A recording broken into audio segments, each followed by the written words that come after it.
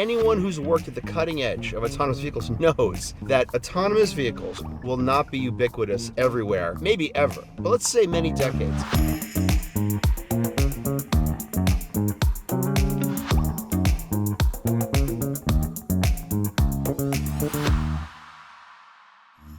Hello everyone and welcome to our podcast, Drive to the Future. And today we'll have the pleasure of hosting Alex Roy. Alex, I'm so happy to have you here at our podcast. How would we introduce you? How do you introduce yourself these days? I'm best known for being the first person in 25 years to break the Cannonball Run record, which is one of the most infamous coast-to-coast illegal driving records in history. And I also have broken the electric cannonball record 3 times and still hold the 3-wheeled Cannonball Run record. I then pivoted to media and started a media company called The Drive, launched one of the most popular podcasts in mobility called the Autonocast, and spent 4 years working in autonomous vehicles at Argo AI, and am now consulting in sector. I didn't know about the 3-wheel Cannonball. That's a new one for me. So, we're here to talk about the big questions of mobility. Where do you see the past, the present, and the future of vehicle safety? And please weave into that also autonomy and its role with safety. Anyone who's worked at the cutting edge of autonomous vehicles knows that autonomous vehicles will not be ubiquitous everywhere, maybe ever, but let's say many decades. So between today and the day autonomous vehicles are ubiquitous, you would want to have driver education built into the car. It would tell you there's something happening up ahead. If you fail to slow down for it, it would slow down for you. So there would be a relationship between the driver and all the data and things that the car can see. And there would be a software layer in between that takes advantage of both. That is the next 50 years of technology. You know, this is a really inspiring vision. For me, it connects directly to gaming, right? Like we have levels and it gets a bit harder and a bit harder, and if we are not fit for that level, we'll stay at it until we'll get better. So imagine a car where I start initially, it does most of the driving itself, and I'm kind of nudging and it corrects all of my mistakes. As I get better and better, I get more autonomy, right? Like I get more freedom to act. I totally agree. You buy a car, it is capable of going 0 to 60 in 4 seconds or 3 seconds, but it won't until your skills have grown to the point that the equilibrium of safety and performance is mated to your talent. And the road conditions, and the weather, and the traffic patterns, and all this kind of stuff. You take it all into account and say, okay, these are the performance envelope. Yep. But you don't need that much data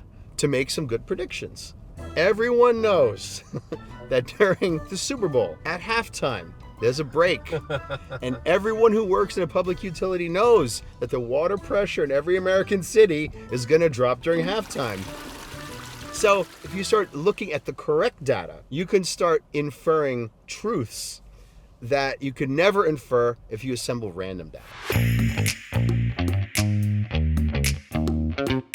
Why do you think the OEMs today are not really pursuing that? I think it's very hard for human nature to walk away from the past. We've invested so much time and effort in this thing that it's just difficult for legacy organizations to make a leap. Conversely, when someone is starting from scratch, it is too easy to jump 50 years ahead rather than 20. And sometimes one can leap too far. And so these two things are in tension. The inability to make a big change and the desire to make too much change. Let's talk reality for a second. How would you characterize this age of, say, 2020 to 2025 that we're in? A lot of people have taken all or nothing positions on cars. Cars are the best, everything else is terrible. Or bikes are the best, everything else is terrible. We should only have trains. No one should fly.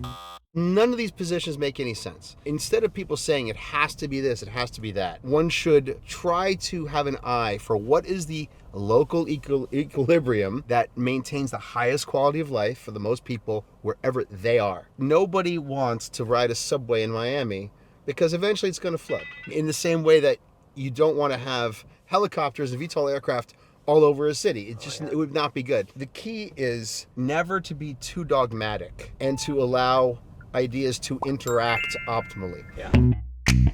Let me go to the lightning round. When will I drive with an autonomous vehicle in this road? Unsafely next year. Very safely in 5 years. How do you think ChatGPT will impact mobility? Nothing would be better than a simple voice interface that works, that can plan a trip or figure out which way to go. Interfaces today are terrible. And data sources are inaccurate, not up to date, and insufficient to answer real questions. But if they could solve even one of those three things, it would be a huge leap forward. The ICE, is it going to die and we're all going to run just electric vehicles, or is it going to stay around? ICE will survive, but only as part of hybrid powertrains, because there isn't a clear and inexpensive source of the precious metals needed to manufacture fully electric vehicles at scale. Most people commute less than 20 miles a day. Yeah. Therefore, it is most efficient to have a vehicle that can do that to those 20 miles on battery. And in the event you need to take a longer trip, you have a hybrid so you can use gas. Everyone should, if they need a vehicle, should have one that can accommodate both use cases as efficiently as possible. That is a hybrid and will be for the foreseeable future. What mobility technology excites you today? The future of driver assistance systems excites me greatly. Everything about driver assistance will become better and eventually amazing once data sources give the car context, because we'll be able to drive faster and safer as opposed to one or the other. It's been a blast. It's been a pleasure. Thank you so much, Alex Roy, for joining our broadcast. Thank you so much for tuning in, and we'll see you in the next one.